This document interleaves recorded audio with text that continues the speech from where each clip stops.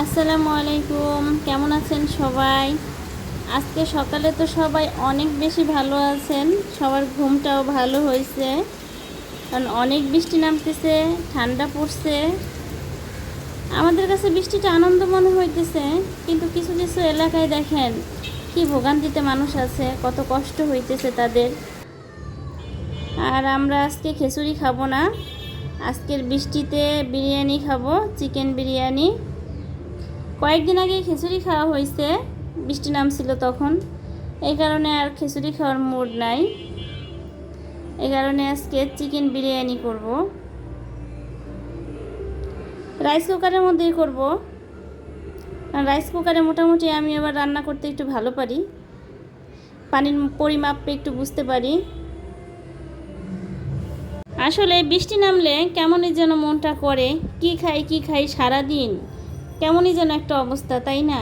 কি রান্না করি, কি খাই, কখনো কখনো আবার কিচ্ছু রান্না করতে ইচ্ছা করে না, শুধু বসে থাকতে ইচ্ছা করে, অলসতা লাগে। এখনও বাইরে বৃষ্টি, একেধারে বাইরে বৃষ্টি হইতেছে। সারাদিনই মন চাই কিছু খাই, আর একটা কাঁথা গায়ে দিয়ে ঘুমাই থাকতে মন চায়। প্রচুর বৃষ্টি।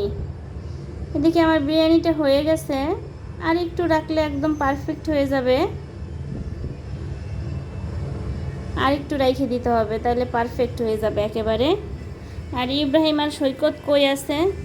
এরা তো একদম ছাদে ভিজা ঠান্ডা হয়ে যাইতেছে। ওদের দেখে আমারও মন চাইতেছে আমি একটু ভিজি।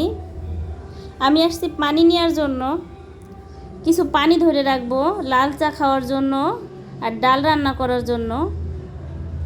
ডাল লাল চার কালারটা অনেক সুন্দর আসে বৃষ্টির পানির। ভাত রান্না করলেও ভালো হয়, কিন্তু এত পানি ধরে রাখার মতো আমার ব্যবস্থা নাই, তাহলে আমি অনেক বেশি করে ধরে রাখতাম। আর কিছু পানি রাখবো ফুল গাছে দেওয়ার জন্য, গাছে বৃষ্টির পানি দিলে অনেক ভালো হয়, কারণ বৃষ্টি তো আর সব সময় পাবো না। আর পানি ধরাই যাইতেছিল না, যে পরিমাণ বাতাসে সব পানি যেন উইড়ে উইড়ে চলে যেতেছিল, এক জায়গায় স্থির নাই, ধরা যাইতেছে না। আমি পানি রাইখে আসি, আরও 2-3 বালতি নিব। পানি রাইখে আসার পরে আমিও ভিজবো ওদের সাথে। তো বিরিয়ানিটা একটু দেখে যাই কি অবস্থা, পারফেক্ট হয়ে গেছে। আর এই যে আমাদের বিকালের বাদাম ভাজা, কিছু বাদাম ঘরে ছিল, খাওয়া হইতেছিল না অনেক দিন যাবত। বৃষ্টি দেখেই মনে পড়তেছে বাদামের কথা, যে বাদামটা ভাজা যায়।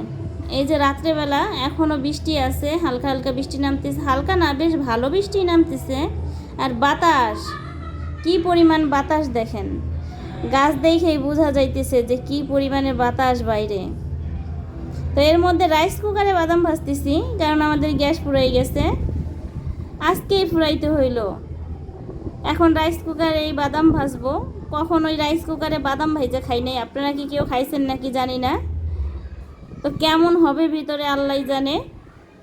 আর বৃষ্টির মধ্যে একটু ভাজা পিঠা খাইতে মন চাইলো, যে একটু ভাজা পিঠা খাবো। আমার শাশুড়ি বানায়, বৃষ্টি নামলেই ভাজা পিঠা বানায়। যদিও আমাদের ভাজা পিঠা তো একদমই ভালো হবে না, চালের গুঁড়ি নাই, ময়দা ডিম চিনি দিয়ে আমরা ভাজা পিঠা বানাইতেছি।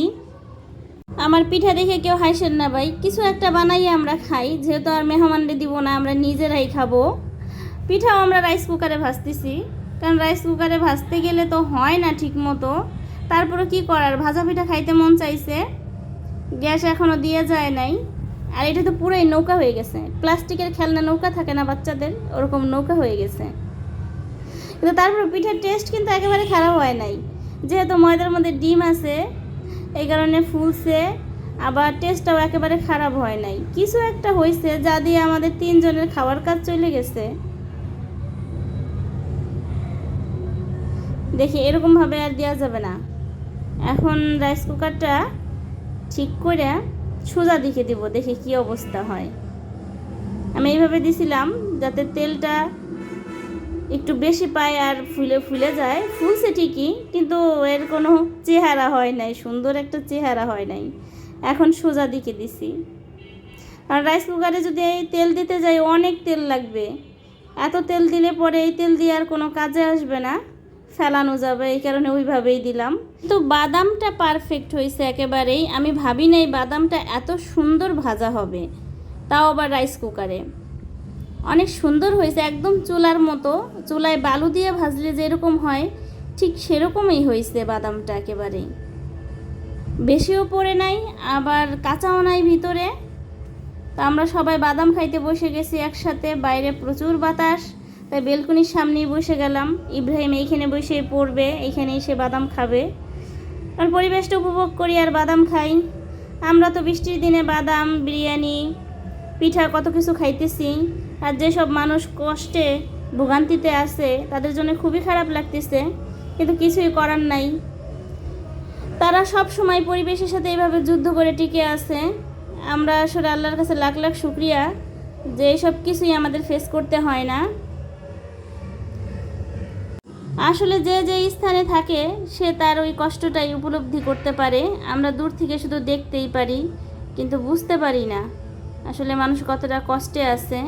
এই বৃষ্টি কারো কাছে আনন্দ, কারো কাছে কষ্টের। তো আল্লাহ হাফেজ, ভালো থাকবেন সবাই।